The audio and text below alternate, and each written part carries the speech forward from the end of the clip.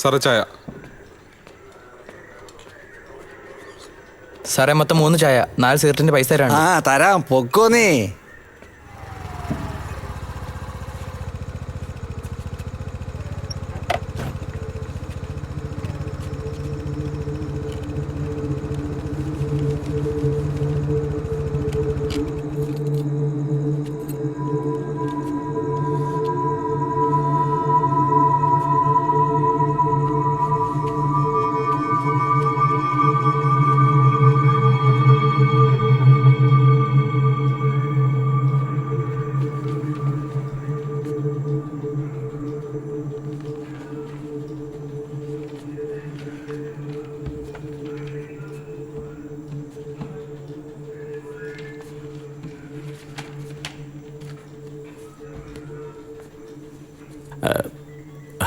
നമസ്തേ sir.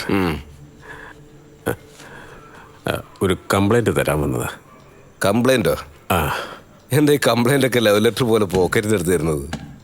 എന്താ complaint പറ. അതായത് എനിക്ക് ഇടയ്ക്കിടയ്ക്ക് ഭീഷണിപ്പെടുത്തുന്ന കോള് വരുന്നു. ഓഹോ, ഫോൺ വിളിച്ച് ഭീഷണിപ്പെടുത്താനൊക്കെ സാറാരാണാവോ? ഞാൻ ഒരുപാട് എഴുതുന്നയാളാ. ആഹാ, ഞങ്ങൾ ഒരുപാട് എഴുതാറുണ്ട്.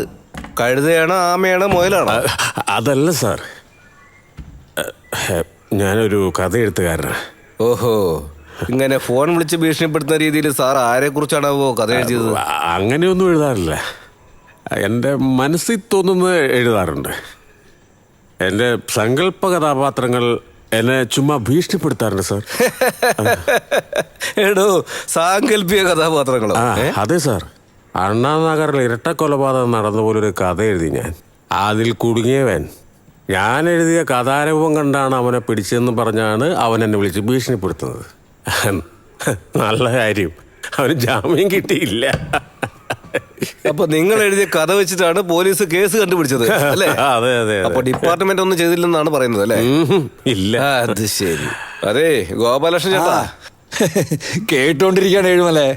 അതുപോലെ 3-4 കേസ് ഇവിടെ ഉണ്ട്, ഒന്ന് കണ്ടുപിടിച്ച് തരാമോ? കണ്ടറിഞ്ഞൂടെ അടിച്ച് ബോധമില്ലാണ്ടിരിക്കുകയാണെന്ന്? സാർ, ഞാൻ പറയുന്ന കേക്ക് സാർ. എന്താ, കുടിച്ചവർക്ക് കംപ്ലൈൻറ്റ് തരാൻ പറ്റില്ലേ?